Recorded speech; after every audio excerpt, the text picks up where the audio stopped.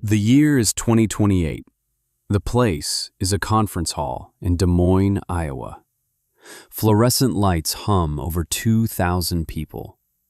They are the most important figures in American agriculture. On stage is Dr. Alistair Finch. He is the global head of research for AgriCorp, a man whose words can move markets, a man who believes in data above all else. He clicks to the final slide of his presentation. The title on the screen is stark: Henderson Report, Systemic Yield Failure, 27 Drought. A map shows a region of the Midwest. It is a patchwork of red and green, vast squares of catastrophic loss, tiny pockets of impossible survival. Dr. Finch adjusts his glasses. He reads from the report's executive summary. His voice is measured, clinical. Our predictive models failed to account for soil organic matter depletion beyond a 5% threshold. He reads another line. Hybrid seed resilience was 30% below projections. The room is quiet. These are their seeds, their models. Then he gets to the final paragraph. A personal addendum from the report's author, a retired regional manager named Frank Henderson. Finch begins to read it aloud.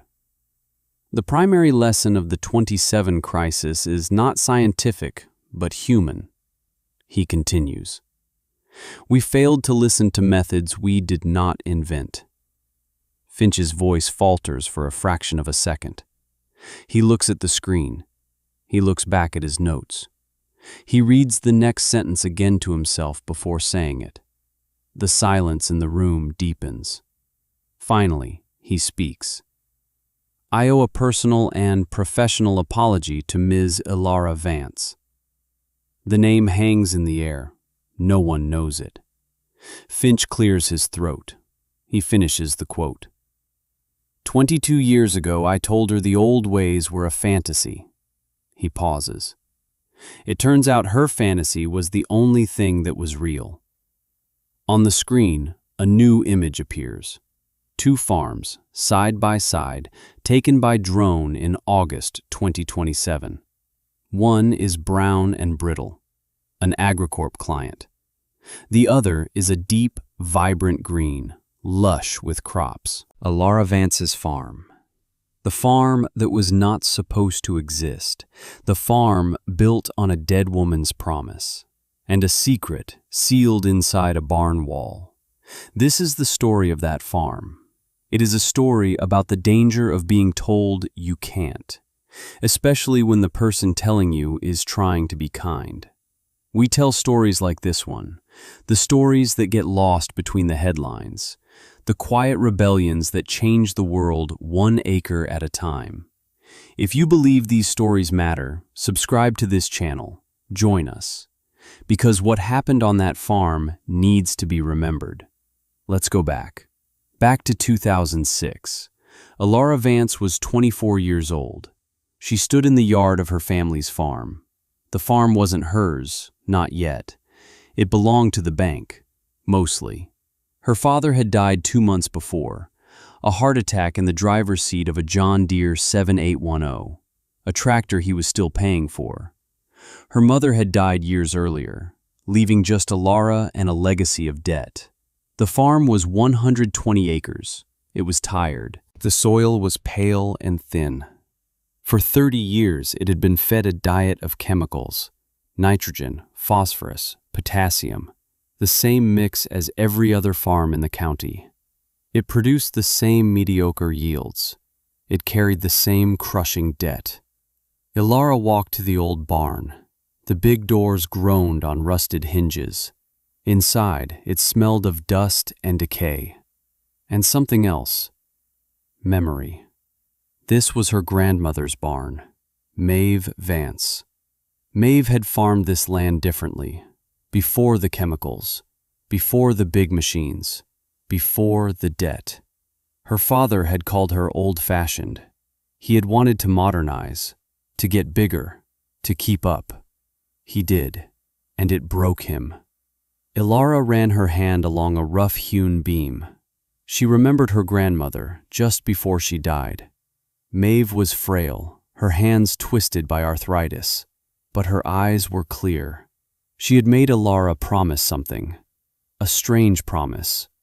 "Don't let them tear down this barn," she'd said. Her voice was a whisper. "Everything you need is in the wall."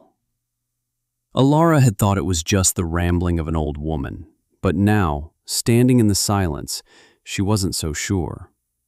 She saw a section of the west wall. A few planks were newer than the others, pry marks on the edges. She found a crowbar, the wood splintered. Behind it was a small, dark cavity, and inside, a tin box. A simple biscuit tin, sealed with wax. It was heavy. She carried it out into the sunlight. She sat on the ground. With trembling hands, she broke the seal. It was not money. It was not a deed. The first thing she saw was a canvas bag, tied with twine. She opened it. Seeds. Tiny, black, and clover-like. A small, hand-stitched label was attached. Vicia Kraka, Winter King. She had never heard of it. Beneath the bag of seeds were other, smaller packets. Paper envelopes, folded and sealed with wax. Each labeled in her grandmother's elegant script. Arkansas Black Apple. Spitzenberg Apple. Northern Spy. These were not the apples from the grocery store, not the Red Delicious or the Granny Smith. These were ghosts, apples from a forgotten time. And at the very bottom of the tin, there was a book, a leather-bound ledger. The cover was worn smooth. The title was embossed in faded gold. The Land's Ledger, 1948 to 1965. She opened it. The first page was not about farming. It was a sentence, a piece of advice. The land holds the answer. You just have to ask the right question. Ilara turned the pages. It was a meticulous record, not of money, but of soil, of life. Her grandmother had documented everything: rainfall, temperature, crop rotation.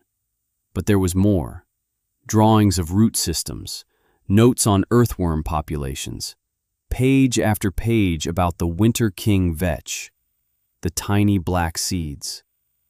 Maeve had planted it every fall, a cover crop. Her notes were precise. Fixes nitrogen from the air, 120 pounds per acre. Deep taproot breaks up hardpan clay. Outcompetes winter weeds, no need for spray. Increases organic matter by 1% per year. This was a system, a complete self-sustaining system. The apples were the cash crop. The vetch was the engine that fed the soil. The ledger detailed how the apples thrived in the rich soil the vetch created. They were more resistant to pests. They required less water. The final pages were a summary of the economics. Input costs were almost zero. No synthetic fertilizer, no herbicides, just seeds, labor, and time. The profit margins were impossible. 3 times what her father had made in his best year. Ilara closed the ledger. She held it to her chest. This wasn't just a book. It was a map, a way out. She knew what she had to do. She also knew she couldn't do it alone. She needed a small loan, just enough to bridge the gap for 1 year, to buy the saplings for the new apple trees, to live while the vetch did its work. There was only one man to see, the man who managed all the farm loans in the county, the man who held her father's debt, Mr. Frank Henderson. Frank Henderson's office was in the brick building on Main Street, the one with the big Agricor logo on the glass. He was a pillar of the community, coached Little League, sat on the hospital board. He had known Ilara since she was a girl. He had been kind to her after her father's death. He greeted her with a sad, gentle smile. "Please, Ilara, sit down. Coffee?" "No, thank you, Mr. Henderson." She sat in the chair opposite his large oak desk. The desk was neat, organized, certain. He leaned forward, his hands clasped. "I know this is a difficult time. We need to talk about the farm's operating loan. The bank is concerned." "I know," Ilara said. "That's why I'm here. I have a new plan." She slid the ledger across the desk, her grandmother's ledger. Mr. Henderson picked it up. He admired the leather binding. "Maves," he said. "I remember your grandmother. A fine woman. Very traditional." He opened it. He flipped through the pages. His expression was patient, indulgent, like a father listening to a child's fantasy. Ilara explained the system, the cover crop, the heirloom apples, the zero-input model. "I don't want the standard Agricorp package," she said. "I don't want the Roundup-ready corn. I don't want the anhydrous ammonia. I want to do this." She pointed at the ledger. "I just need a small bridge loan, $20,000, to plant the orchard, to get through the first year." Mr. Henderson closed the book. He did it gently, reverently. He slid it back across the desk. "Ilara," his voice was soft, full of concern. "This is a beautiful piece of history. Your grandmother was a wonderful farmer, for her time. But this is 2006. Farming has changed. It's a business of margins, of chemistry, of genetic engineering. This," he tapped the ledger, "this is gardening." "It's not," she said. "The numbers are right there." He sighed. A deep, paternal sigh. "The risks are too high. Heirloom apples have no market. They're not uniform. They don't ship well. And this vetch, no one uses it anymore. There's a reason for that. Our fertilizers are more efficient." He leaned in. "I want to help you, Ilara. I truly do. I helped your father. I can get you our best package. Top-of-the-line seed. A financing plan that gives you breathing room. We can make this work, the modern way. But I can't give you a loan for this." He gestured to the ledger again. "I will not be the man who finances the end of the Vance farm. I will not let you fail on my watch." His words were a kindness. They felt like a cage. She stood up. Her hands were shaking. "So you'll only help me if I do it your way." He stood up too.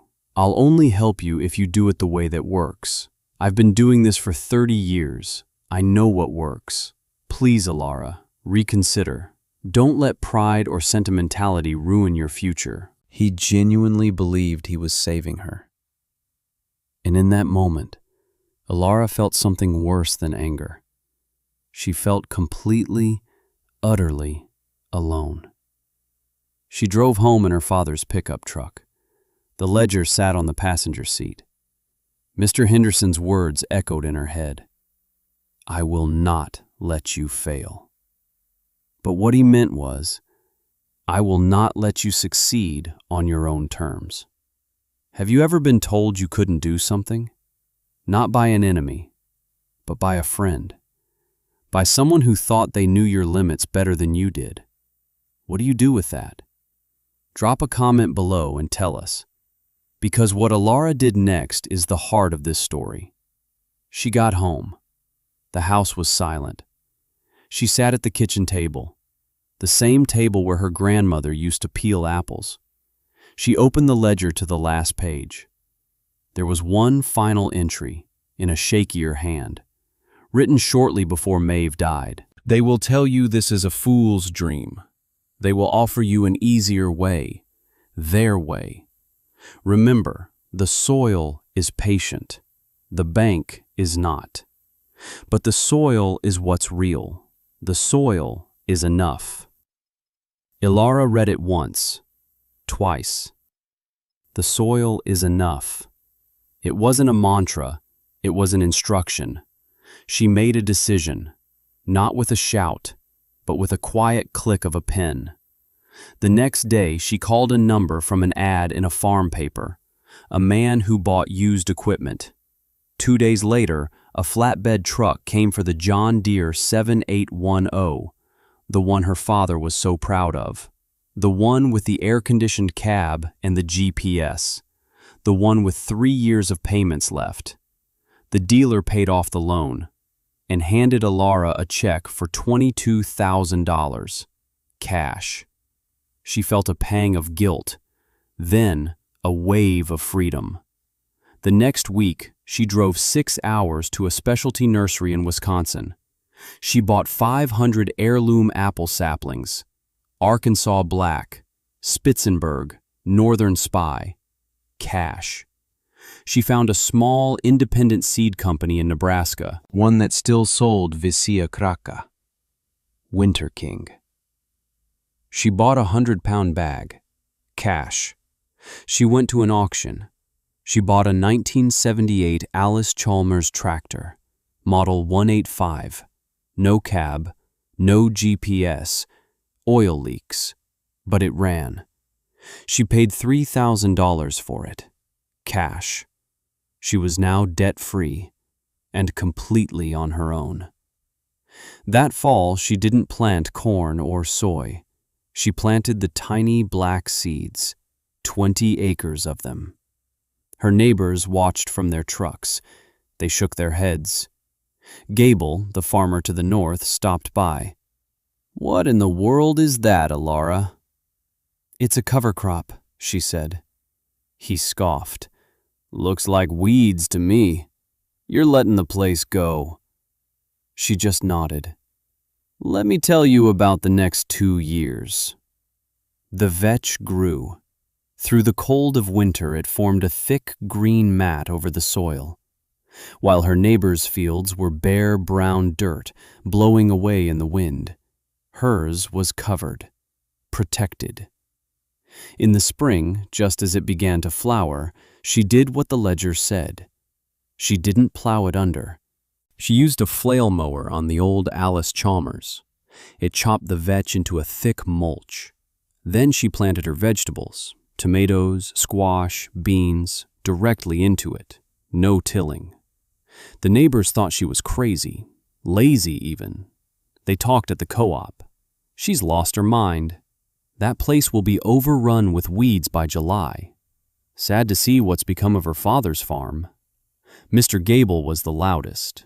"She's a disgrace to her father's memory. He worked so hard to build that place up. She's letting it go back to wilderness."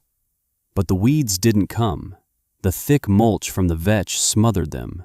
The soil underneath stayed moist, even in the dry spells. Her vegetables grew. And that first year, she took her produce to the farmer's market in the city.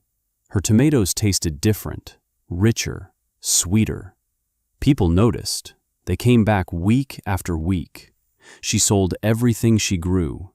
That fall, she planted the apple saplings and seeded the other 100 acres with the Winter King vetch. The farm was a sea of green all winter. A few people started to notice. Silas, an old farmer from down the road, stopped by. He had farmed with his father before the chemical boom. He got out of his truck. He walked into her field. He knelt down and dug his hands into the soil. It was dark and crumbly, full of earthworms. He looked at the mulch. "My father used to do this," he said, "with buckwheat. Everyone told him he was crazy too." He stood up and looked at Alara. "You keep going, girl. Don't you listen to them." He became her first ally. He helped her fix the old Allis-Chalmers when it broke down. He didn't offer advice. He offered a wrench. The community was split. Most saw a neglected farm.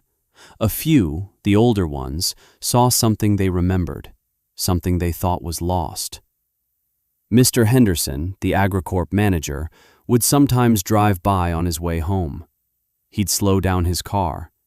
He'd look at the green fields in the middle of winter. He'd see the rows of young apple trees. He'd shake his head. "A stubborn girl," he'd tell his wife. He felt a mix of pity and frustration. He was sure she was just delaying the inevitable. He was certain he was right. Certainty is a powerful thing.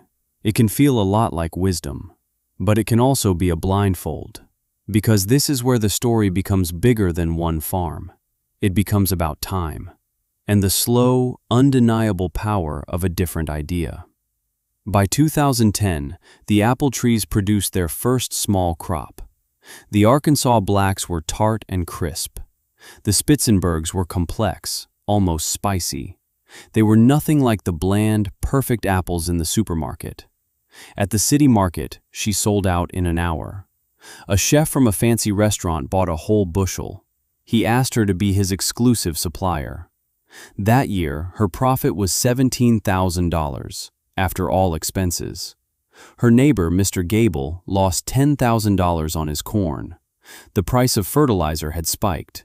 By 2012, her trees were maturing. Her yield doubled. Her soil organic matter, which was less than 1% when she started, was now at 3.5%. The ledger was right. She bought a neighboring 40-acre parcel that had gone into foreclosure. She paid for it in cash. She planted more apples and more veg. By 2015, she was farming 160 acres, all no-till, all powered by the Winter King cover crop. She was a local curiosity, the apple lady, the farmer with the green fields in January.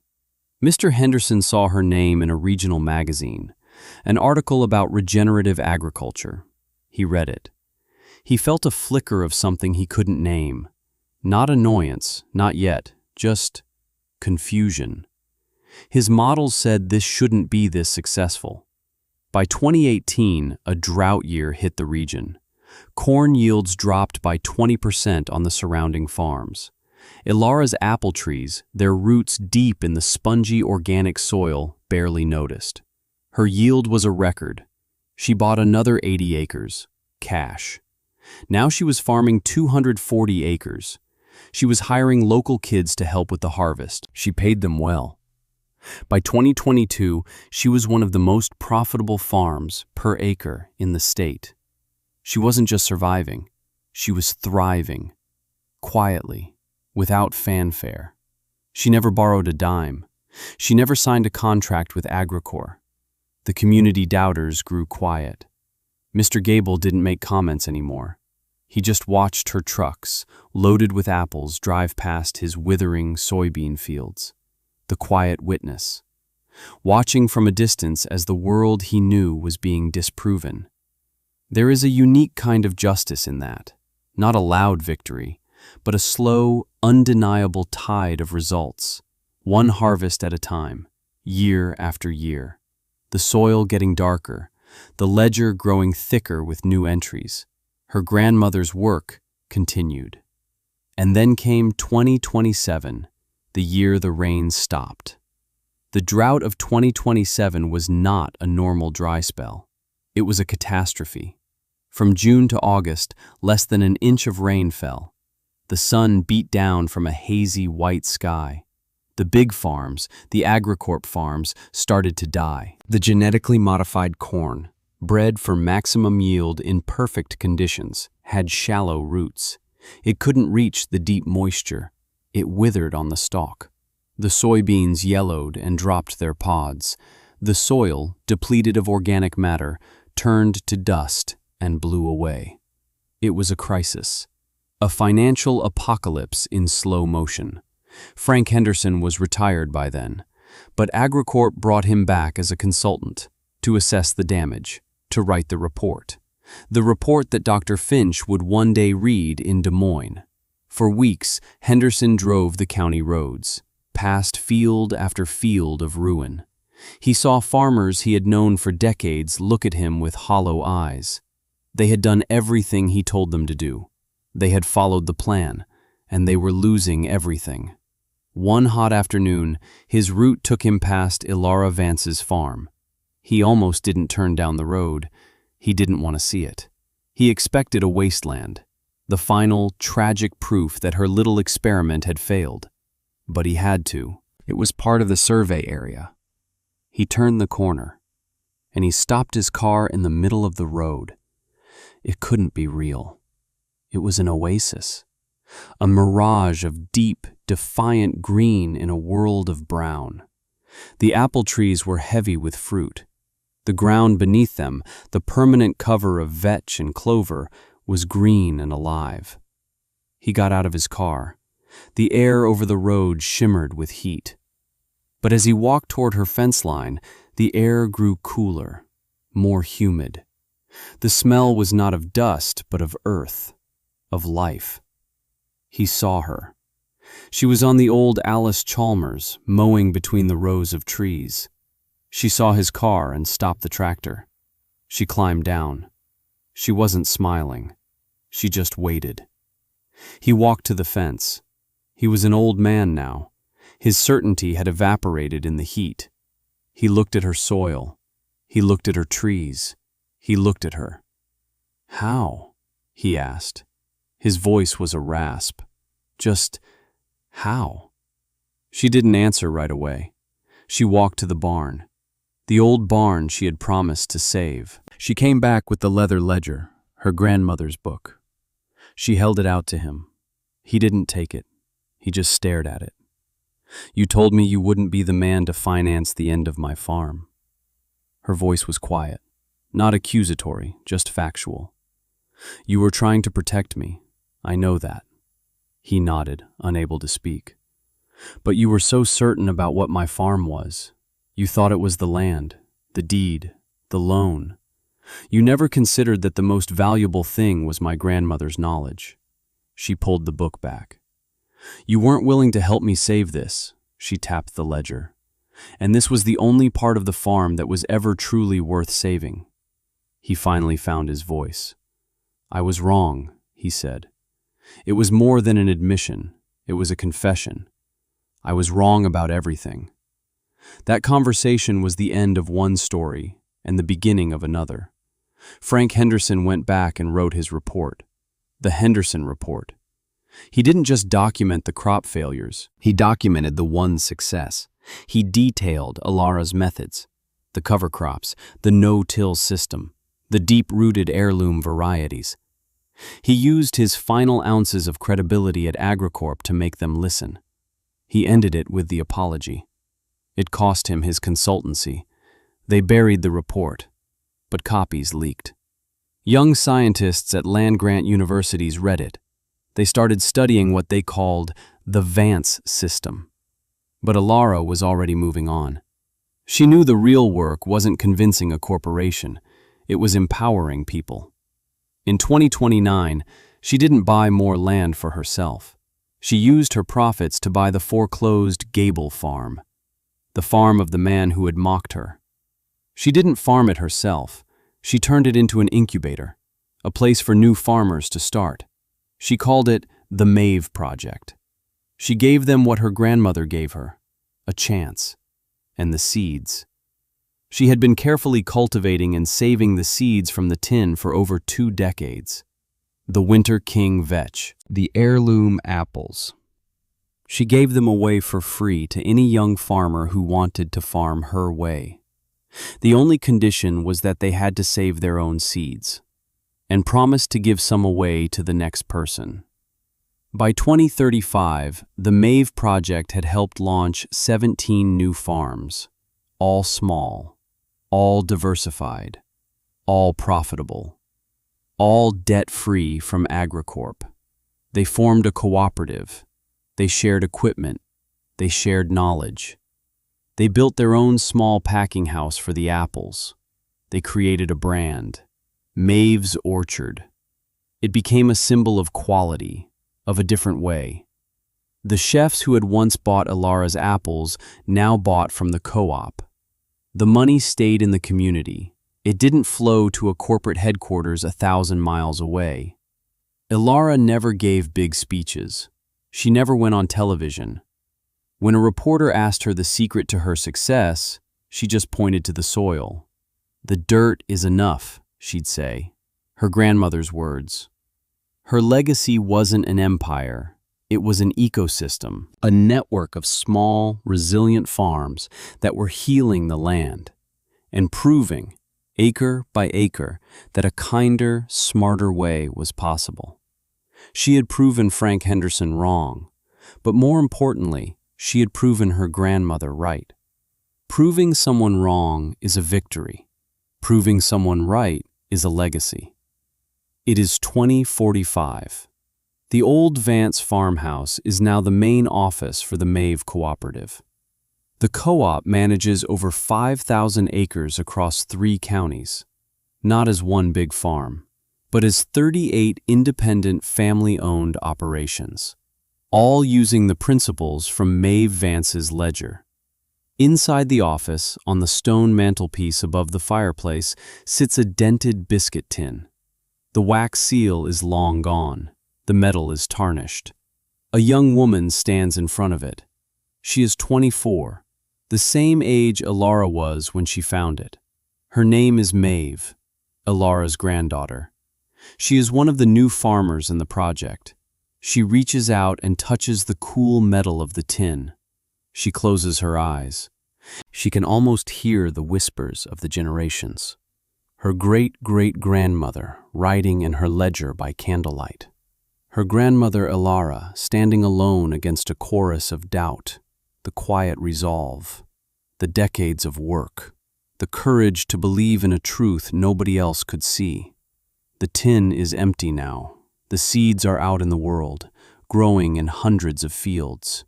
The knowledge from the ledger is not in one book. It's in the hands and minds of a new generation. This story isn't really about apples. It's not even about farming. It's about the boxes we are put into, the limits drawn around us by people who think they know best. Sometimes those boxes are built with malice, but so often they are built with kindness, with concern, with the best of intentions. And those are the hardest boxes to break out of. Right now, somewhere in the world, someone is being told they can't. Someone is being handed a reasonable, logical, well-meaning no. Someone is being protected from their own dream. This story is for them. It's a reminder that the most powerful revolutions don't always start with a shout. They start with a quiet decision. To trust a different kind of knowledge. To do the work. To let the results speak for themselves. To prove that what others call a fantasy might just be the future. A future you have to build yourself. If this story means something to you, subscribe to our channel. There are more stories like Alara's that need to be told. Share this video with someone you know who is fighting a quiet battle. Someone who needs to be reminded that the soil is enough, that they are enough. Thank you for watching.